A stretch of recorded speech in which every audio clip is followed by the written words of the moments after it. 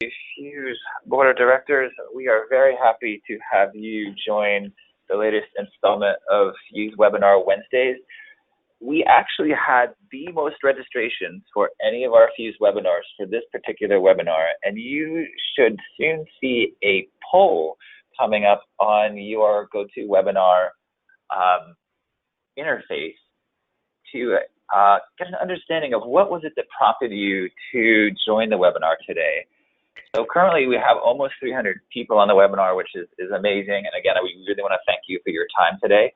I'm just going to go through a few administrative updates. We have an amazing agenda for you, so I will get through these as quickly as possible. The early bird registration for our EU Connect conference in lovely Frankfurt, Germany closes this Friday, July 27th. There's also some additional registrations for several workshops, as well as a discussion with the regulators from the FDA, EMA, and PMDA. So we really hope that you take an opportunity during the EU Connect to register for that session. It should be highly engaging. There's some other information on the PhUSE website about the EU Connect, but again, the early bird registration closes on Friday, so if you haven't registered for it and are looking to get the reduced rate, we encourage you to do so as soon as possible. The US Connect event, the call for papers for next year, I can't believe we're getting close to 2019 already. The deadline for papers for the US Connect is August 31st, so you have about another month to get your paper ready for the US Connect event next year. There'll be 13 streams, which is several more streams than what we had at the inaugural event in Raleigh, North Carolina. And this event, the US Connect, will be taking place in lovely Baltimore, Maryland. There are several single-day events coming up, one in Belgium, another in Mississauga in September. And I just want to make you aware, there's a lot of ways to get engaged with the PhUSE community. These Webinar Wednesdays are a great opportunity to listen to your peers, to hear what's going on within the community. There's several board of director vacancies that are currently available. If you'd like to apply for the PhUSE board, the date for applications is July 31st. You should have seen an email if you are a PhUSE member about these vacancies. If you have not, either it may be in your spam, or you might want to head over to the PhUSE website and see what vacancies are available. The next PhUSE monthly mailing will occur in August, and something that's not listed here is that we recently, or will be launching an education website for the PhUSE community, so keep an eye out on that coming up.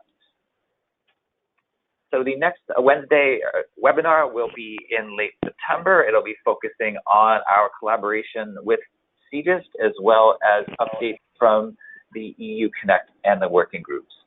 So without further ado, I am going to turn the presentation over to Ethan Chen from the FDA. We are very thankful that Ethan is here with us today, and he is going to give us a presentation that he gave at the US Connect conference, which was actually the award-winning presentation in a regulatory stream. So Ethan, I am going to give you presenter right.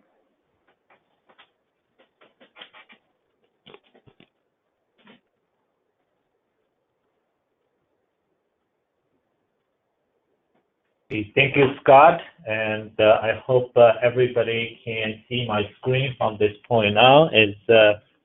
Scott, could you see my screen here? That's perfect, Ethan. Thank you. Okay, thank you very much there. As Scott mentioned there, most of the information I presented here has been presented in the US Connect session in early this year, and I will love to have this opportunity to share the information that we have with a broader audience. And in addition, we add a couple of more slides based on the feedback that we get from the US Connect, and hopefully the information here makes more sense to everybody. So I'm from FDA, and I'm the Director of Division of Data Management, Service and Solutions. And this is a particular slide. The views and opinion presented here is represented by me, is not representing an official position or advices on behalf of US FDA.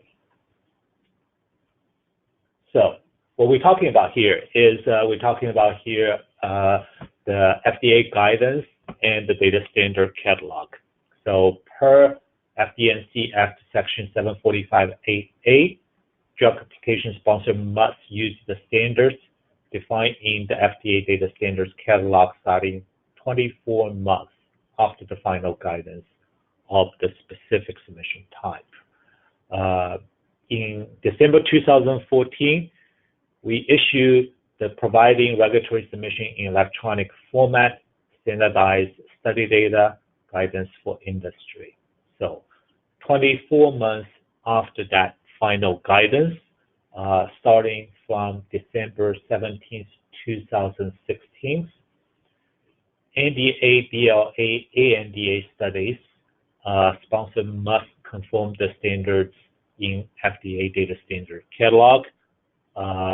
After December 17, 2017, commercial IND studies has to conform with the Data Standard Catalog. So to be a little bit more specific, FDA published the technical rejection criteria for study data, which is referenced in the web page screenshot here. It also indicates when a submission is technically rejected, the submission sequence will not be transferred from the FDA electronic submission gateway to the FDA electronic document room. So in that case, if they are being rejected, the reviewer will not even see the submitted submissions. So what it says in the technical rejection criteria?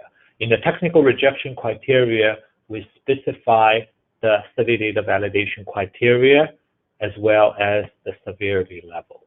So we specify two arrows as high arrow, which is arrow 1734 and 1736. 1734 requires a TS file and must be presented for each study. And 1736 indicate the DM dataset and the defined XML must be submitted. If you have a ADSL dataset, corresponding defined XML need to be there as well. So those two are the high arrow validation criteria. In addition, there are two medium level validation criteria, which is 1735 and the 1737. 1735 requires STF file. 1737 indicating you should only have one data set for the same name to be submitted as new. So those are the information available in the current published technical rejection criteria. After those dates as being indicated earlier, December 17, 2016 for NDA, ANDA, and BLA, and the commercial IND for December 17, 2017. We collect the information up to March 31st, 2018, and we perform an analysis. So this presentation is very much about the analysis that we conduct, and we want to show you some of the results that we see. And the conformance is checked against two of those high-level arrows as I described earlier, 1734 and 1736. In addition, 1735 and 1737 are also used to assist 1736 validation and the 1734. So here is the result that we have. And the result indicating amount 85,493 submissions that we received during that period of time as specified earlier. 3,221 contains study data. Among them, the analysis indicates there are 1,032 submissions has reflect some level of high errors, and which among them 968 cases of 1734 and 84 cases of 1736 error. So overall count for 32% of the submissions that contains study data reflect some type of high error, either 1734 or 1736. So to clarify that, we check 1734 error first, and if we report an error, we no longer check 1736. In specific cases, when a submission contains multiple studies, you could have it reported both 1734 error and 1736 error. So the total number, what you add up here, could be more than the total number of submissions. That's the reason why you see some discrepancies here. And a study, as I indicated, could have multiple studies in one submission. And not every one of them report error, but it can have errors for both 1734 and 1736. So in addition, and we break down the type of errors that we see, even they report as 1734 and 1736. It is an effort where we try to identify what type of common pattern that we observe. And hopefully, knowing those patterns will be able to provide sponsors some idea what kind of things they should look for to avoid having such error in their future submissions.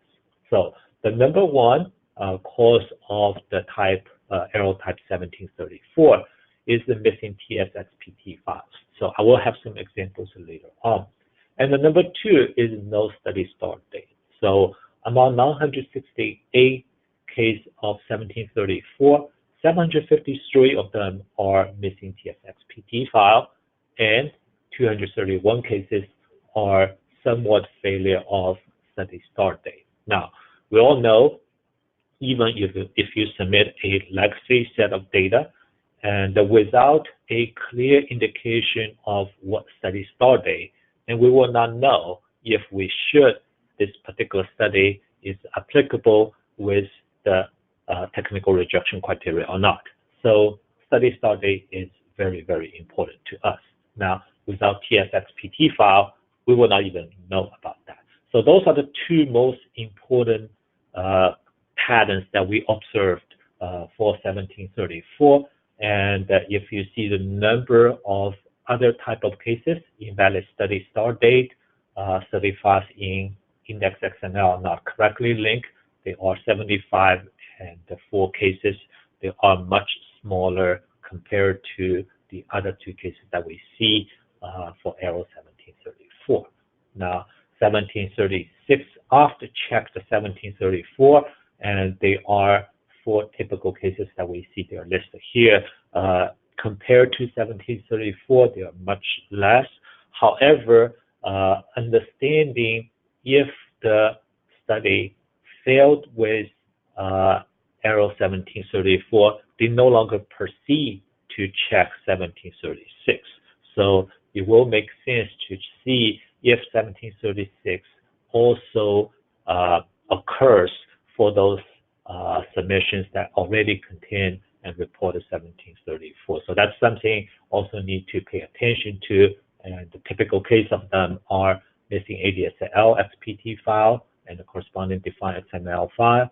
The study defined definition file defined XML with the file tag name does not exist in the study, either missing a defined XML file or missing a DMXPT file corresponding with defined XML file for the study. So those are the 4 cases that we see.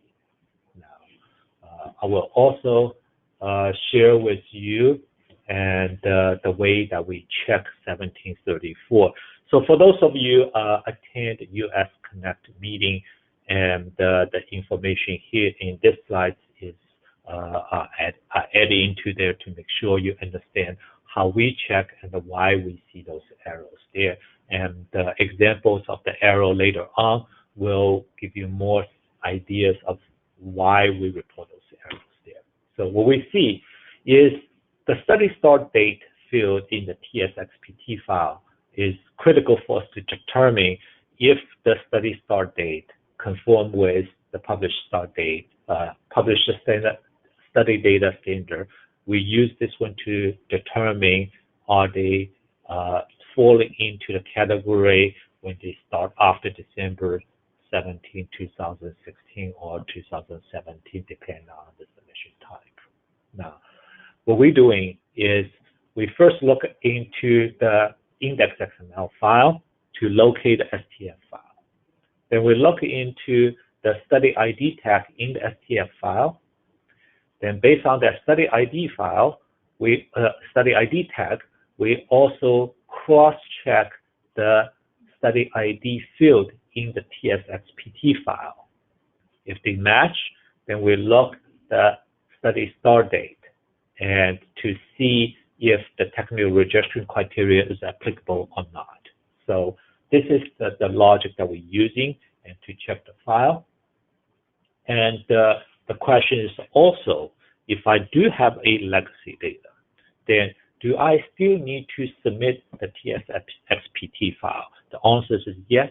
The technical rejection criteria specifically indicate even if the study started prior to December 17, 2016, a TSXPT file is still required for the reason that we'll be able to using the study start date to determine if it's applicable or not. So this is a graphic illustration of the logic that we used earlier. Again, we're using the index XML file to determine the STF file. Then we check the STF file study ID tag with the study ID field in the TSXPT file. If they match, then we go ahead and check in the study start date. If they are not matching, then we report an error. So if we have the match study ID, and then we also need to know if the study start date is available or not.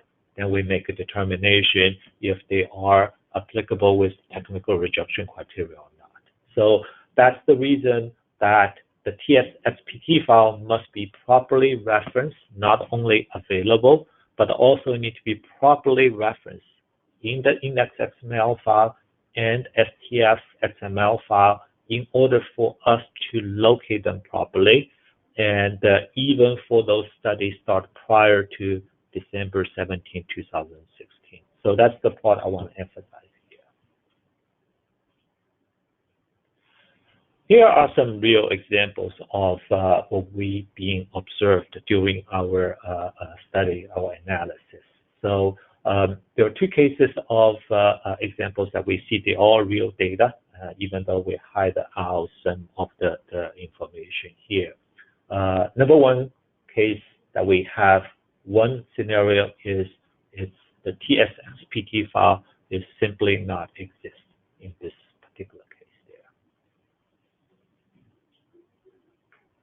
In the next case there, you will see, and that's another example of how the study ID in the STF file is not matching the TSXPT file's study ID. So in this particular case, the index XML file point to the STF file. The STF file has a study ID as doc ID space study dash 1, 2, 3, 4, 5, 6, 7, 8. So it's the whole list. However, in the TSXPT file, the study ID is indicated as 1, 2, 3, 4, 6, 4, 5, 6, 7, 8. So yes, we understand it is study 1, 2, 3, 4, 5, 6, 7, 8. However, having a STF file study ID with the concatenation of additional information, the system will not be able to determine if it is the same study or not. So those are the things we would like to bring your attention to make sure the information you have from the index XML file point to STF, the study ID in the STF file matches what the study ID in the TS file here. So that's what the errors being reported based on what you see on the screen. The next case what we have is the number 2 CROS. Once we be able to identify the study ID for the specific study, then the next thing we look at is the study start date. So in this particular case there, the TS file exists. However, it does not contain a field called the study start date. So without the study start date, then we will not be able to know if the study started before, prior to the magic December date or after that. Another case of that is the study start date exists. However, the value of the study start date is reported in a way not conforming with the required format. So we have no way to determine by reading 42,622 is that the day prior to December 16, 2016 or not. So that's the reason that we would have difficulty to proceed. So those are the cases for 1734. Now let's look at the case for 1736.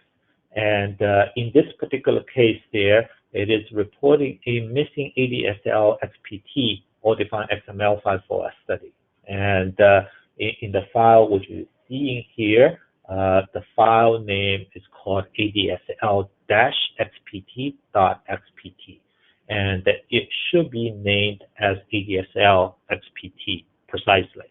So that is the reason why this one failed. And the next case, what we see here is it missing a defined XML file. So in the file set which you have, the sponsor provided defined 2-0-0-XSL instead of a XML file there.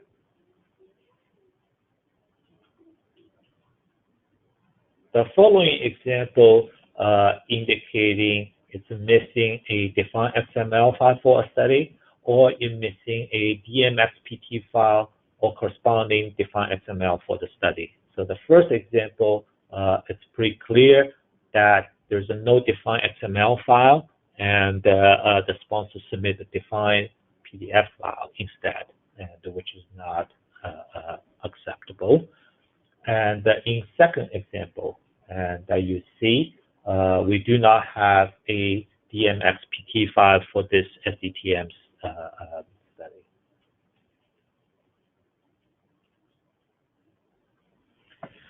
The next example there is it actually has a combination of SDTM and ADSL, and it has 2 defined XML files listed there. However, for the ADSL XPT, and it needs to be tagged properly or put into a separate folder. So this, if you combine everything into one folder there, then we will have difficulty to identify which one belongs to what. So we did a little bit further analysis and focus on the specific submission type for NDA applications. Those are the numbers that we see, and we kind of single out original submissions for NDA, efficacy supplement, and the rolling submissions. So I kind of highlighted the numbers for original submission, and among 142 NDA new original submissions that we received, 74 of them reported either 1734 or 1736 errors, accounted for approximately 52% of all submissions that we received during that period. So what does that mean? And so in summary of what we have, it's less than 70% of all submissions that we receive is containing no critical errors. And but by look deep into the example that we see those errors are easy to be fixed. They're not very difficult to correct. And hopefully, given the information we provide you here, and you will see how you will be able to work with your submission group and to make sure those errors can be avoided in the future submission. FDA do require submission of standardized study data as defined in the data standard catalog. We haven't rejected any submission that contains the error as being reflected here. And it's a matter for us to do a little bit more research to see among the data that we receive and how good they are at this point. However, we do intend to use the technical rejection criteria to identify applications that did not fulfill this requirement. So in a way, to avoid the validation error, and we do recommend for the sponsor to look into our website to see what's being specified in the technical conformance guide and the technical rejection criteria for the study data. And in certain cases, they might be updated over time. And please make sure you have the up-to-date information when you prepare your submission. So here are the reference that's available in the FDA website. And there are recommended readings in regards to our requirement. And those are the people who provide information that supporting the presentation that we have today. So thank you, everybody. And I hope this is helpful to everybody, and I'll be happy to take some questions later on. At this point, I'm passing the presentation to Laura.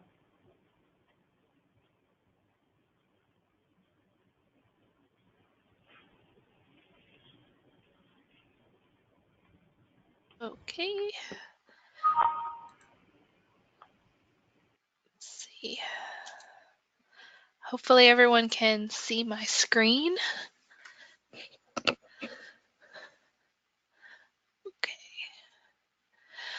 Okay, so I am going to be giving a shortened version of the talk that I prepared for the PhUSE US Connect.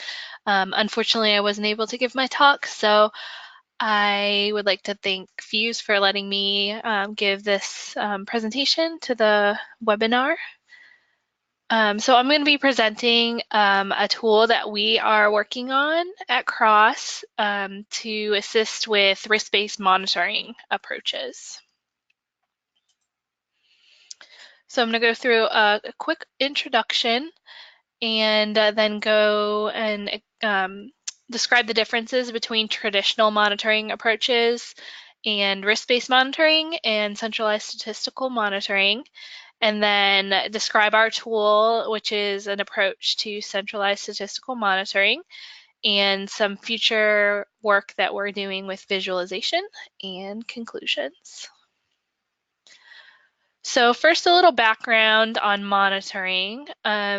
I'm sure most people here are familiar with the fact that clinical trials have increased in complexity over the past several years, decades, and the clinical monitoring cost is a huge part of that, and mainly the costs are rising because we're trying to achieve higher data quality and make sure that the patients in our trials are safe.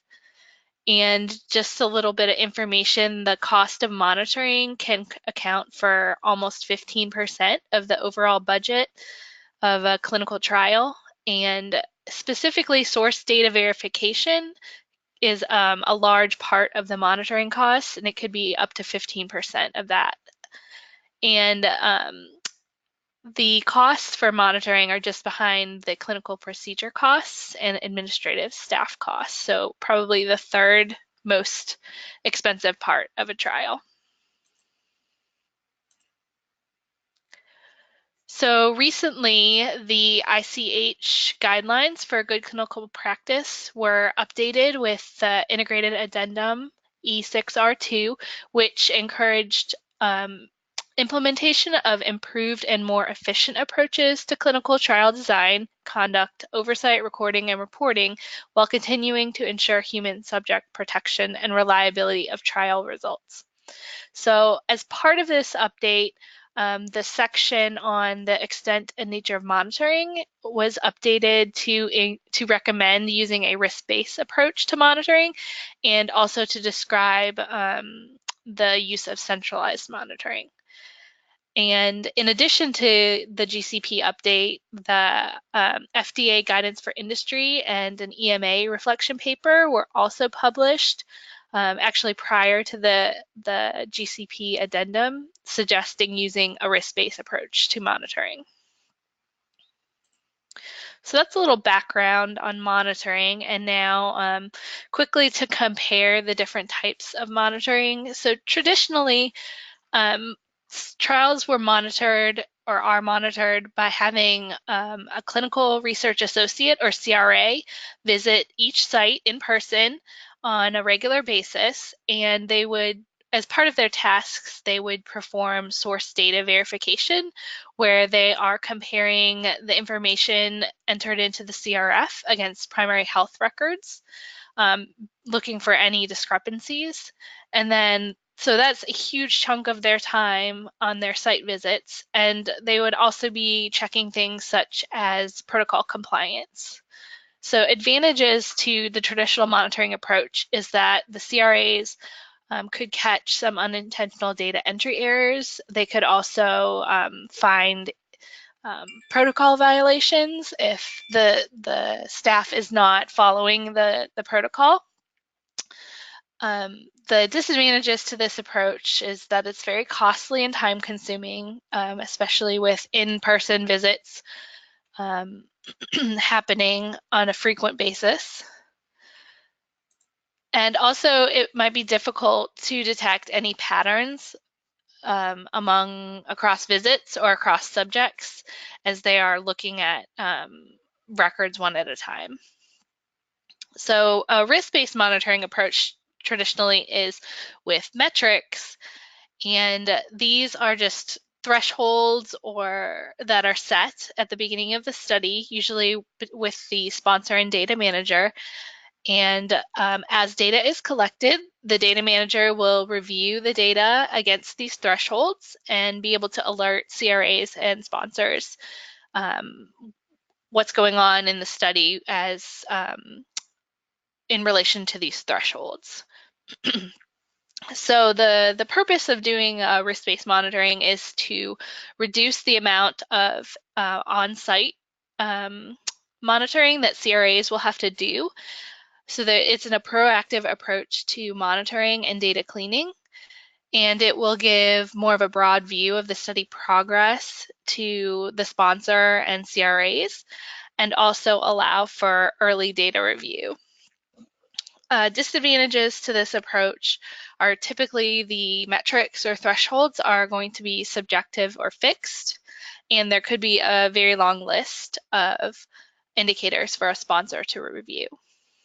And then finally, centralized statistical monitoring. The data is going to be analyzed as it's collected, similar to risk-based monitoring with metrics. However, it's going to be done using statistical models. And in the same way as RBM metrics, there will be alerts sent to the CRA and sponsors. But in this case, you're looking at sites or subjects with a high risk compared to the other sites or subjects in the trial. So advantages to this approach is it is data-driven, so you have a very high-quality data checks occurring, and the risky sites or subjects are going to be relative. So there's not subjective thresholds that would determine if a site is at risk. It would just be relative to the other sites. So hopefully you'll be catching issues earlier. And disadvantages to this approach is it brings in additional people. So you would have to have statistical input. You need a statistician to be able to help the sponsor review the models, and also to confer with the sponsor about what is the critical data for the study that you want to be included in the models. And then, of course, with statistical models, you need a significant amount of data to be collected before the models are appropriate. So just one point about risk-based monitoring and centralized statistical monitoring. They both sort of improve upon the traditional monitoring approach in that the overall purpose is to help reduce the amount of time that CRAs need to spend performing source data verification. And so their time can be better spent looking at things like overall data quality or protocol violations or helping with recruiting. So our tool is an approach to centralized statistical monitoring that we call centralized statistical intelligence. It uses a statistical methodology that has been developed around principal component analysis. So we compute several indicators of critical variables at each investigative site and compare each site against the other sites to be able to assign a risk score for each site. And for our model, we need a suitable number of investigational sites with at least about 10 subjects per site before the model is applicable. So a few notes about the PCA methods that we're using. First, cross-validation is used to determine the number of principal components that are appropriate, and the statistician is reviewing the components to determine the model selection. So one issue that is going to be a problem with most ongoing studies is that a large amount of missing data tends to cause problems with the traditional PCA model. So we have implemented two alternatives. One is Bayesian PCA, and another is SVD, which is single value decomposition imputation, to fill in the missing values and then using traditional PCA model. And all of this is implemented in SAS IML. So just to note that we have a long list of references about our indicator development, and you can find that in my paper from PhUSE, which is TT13. So this is a quick summary of the type of indicators that we're including in the model and what type of errors we're hoping to detect with these indicators. So first is rounding to integers, and we're looking at the frequency of rounded values compared among the site, and that's a proportion value. Next, systematic errors, which we use a statistical test on means of one site compared to the other sites and use a p-value from that test. Then repeated measures, so we're looking at the within subject variability for any tests that have repeated measures and comparing those among sites. Next, multivariate inliers and outliers. So that indicator will uses Mahalanobis distance compared to a chi-squared statistic to classify the observations. And then missing values, so proportion of missing values among site is assessed using a chi-squared test. And finally, neighborhood using density-based clustering, where detecting the minimum distance to nearest neighbor. So we have several other indicators that are also computed, and they are used more for visual inspections rather than going into the PCA model. So some other errors we are looking for include digit preference, SAE rate, issues with dates, and things like that. And I do describe all of the indicators that we use in the paper as well.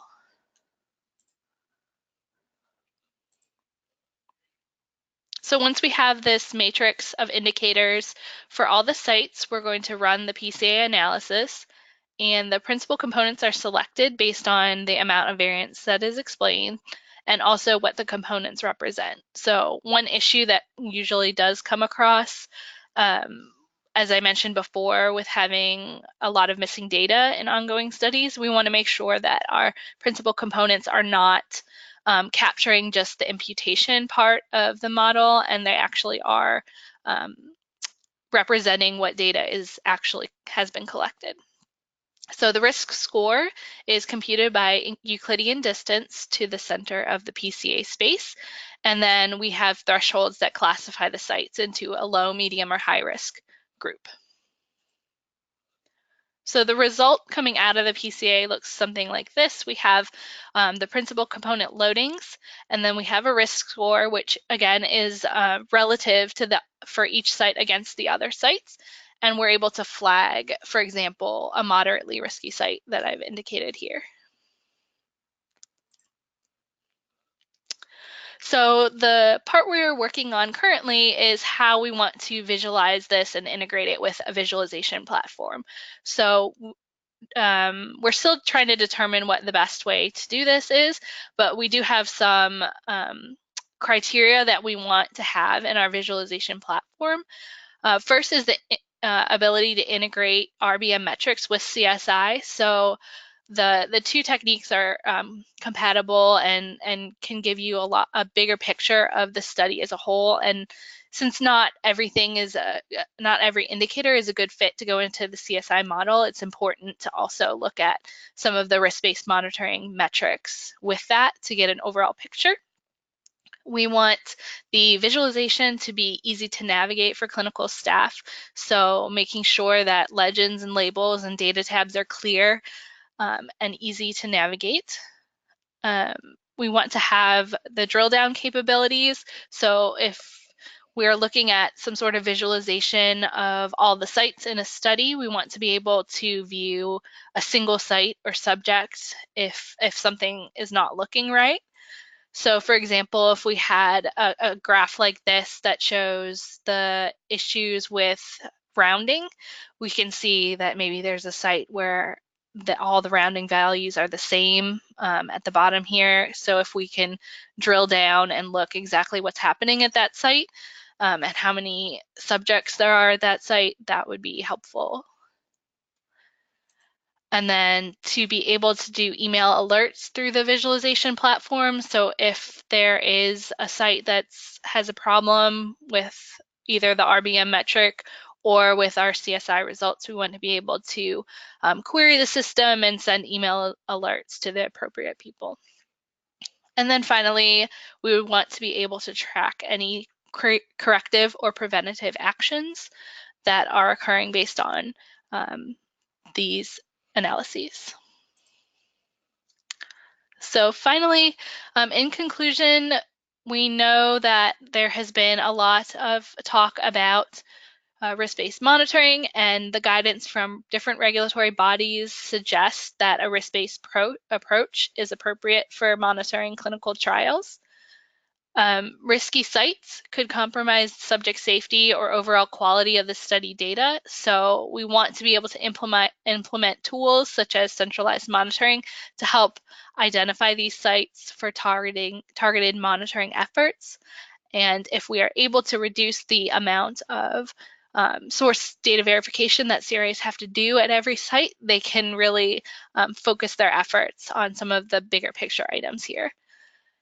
A data-driven approach can provide a scientific safety net, so that is part of the reason why centralized monitoring with statistical models is very appealing.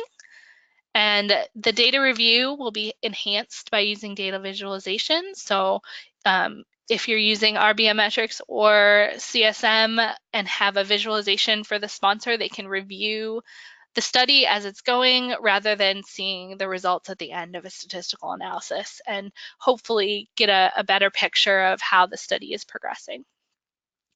And then these sort of targeted monitoring efforts are a cost-effective way of being able to meet the regulatory requirements. So that is the end of my talk, and if you have any questions after the webinar, you can feel free to email me, or my colleagues. And let's see, that's it for me.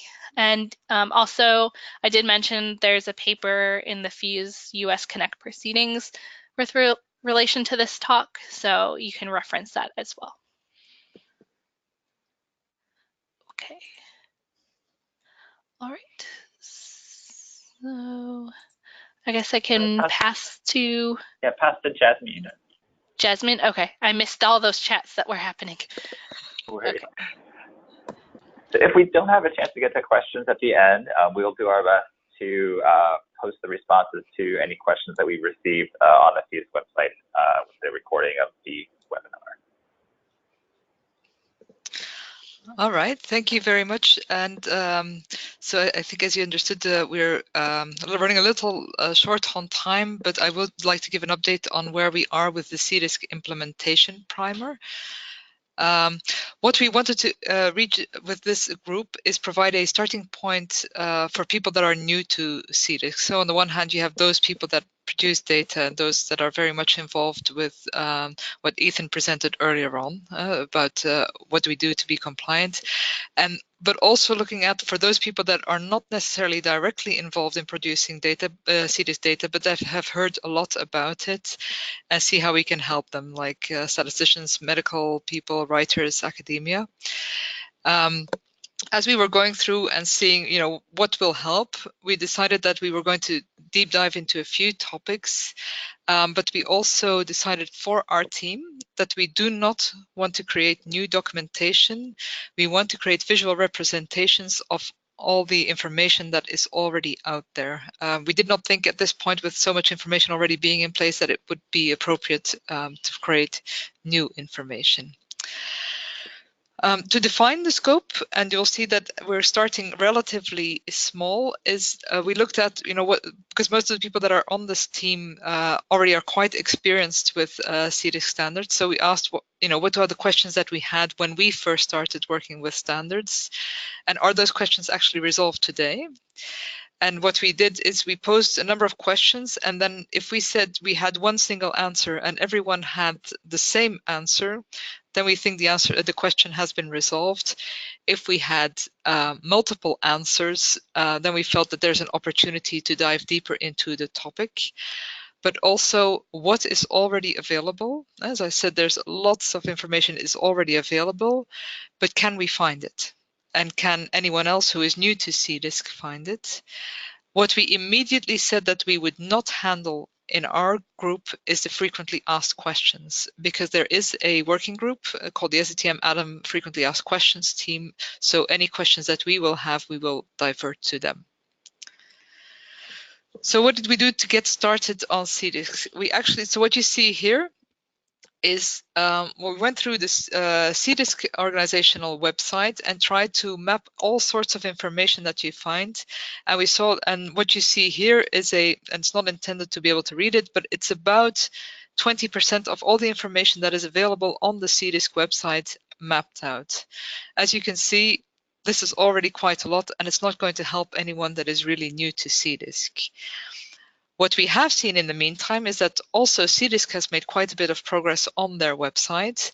And what we also saw is that a lot of people have not seen this one before, but on the websites, on the standards page, you can see this nice visual representation, what they have. And it goes a little bit further. You can click on them and see some of these bubbles coming up. Now, what we want to do, whether it's on the CDISC website or elsewhere, is make it more interactive.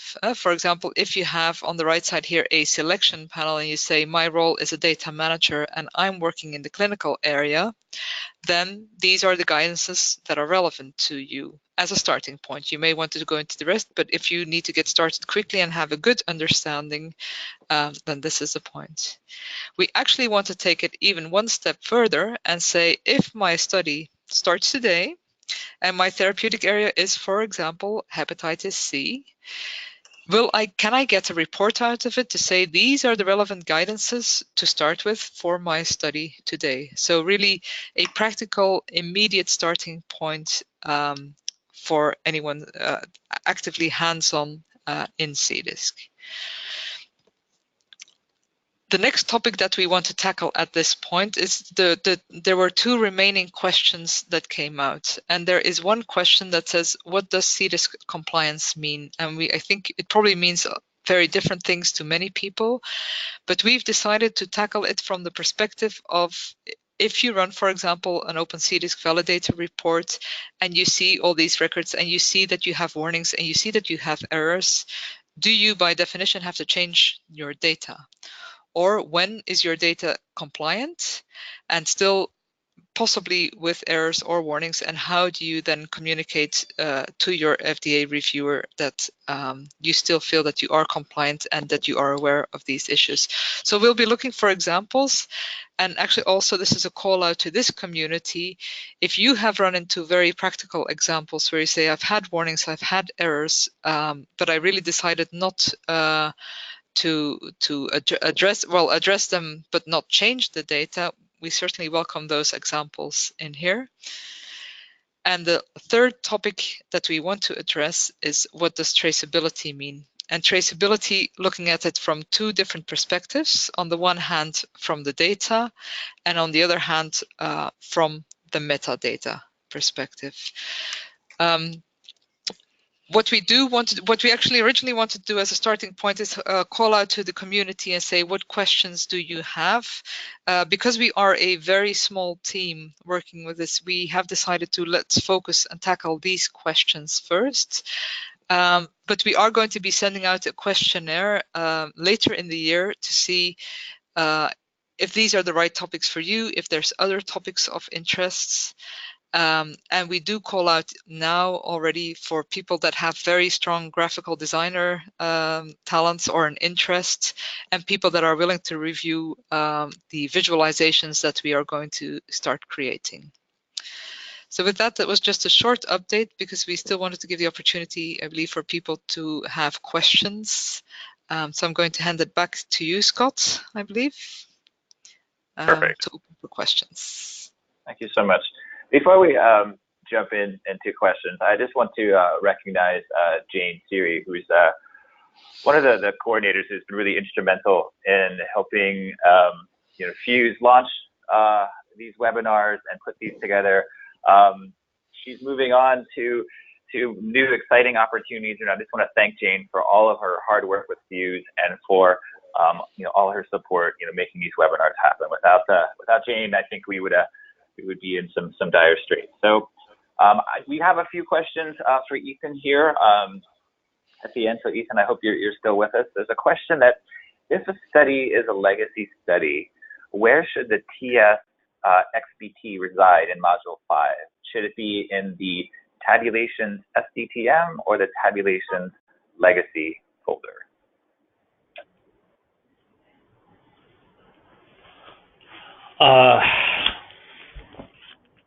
Then I have to check with the eData team there and get you on this one there. So do you mind to just forward me the question there, and I can send this response back? Certainly, we can definitely do that. There's a couple more questions, Ethan, if you don't mind, we can try to field this one. So if a submission is a legacy submission, is ADSL required for that type of submission?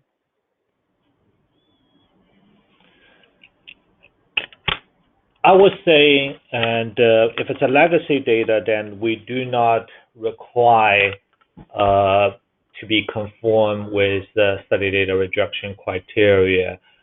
And the part is we still would need to have the TS XPT file to determine if it's a legacy data or not. Okay, perfect. And then the final question, is the find.xml required for a legacy study?